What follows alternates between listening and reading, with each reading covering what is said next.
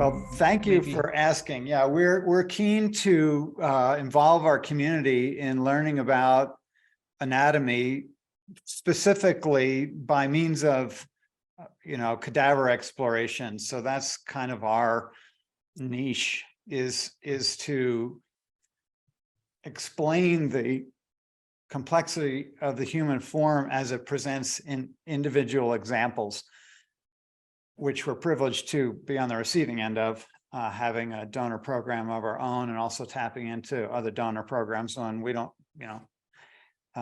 when we can't supply our own needs. So we have high school groups coming in, we have drop-in services, we have, local community organizations, paramedics. We're in a very military area. Folks are always trying to learn anatomy to serve folks. So we serve all those kind of communities, but we also, invite in folks to do workshops, in our space, and bring people from all over the world. So how can massage therapists get involved?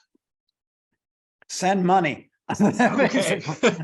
Or come to the classes. So we have a website, which you might link to, not my website, but the Institute's website here in Colorado Springs, which, will have information both on our classes and also our donor program, because we're always keen to, receive donations.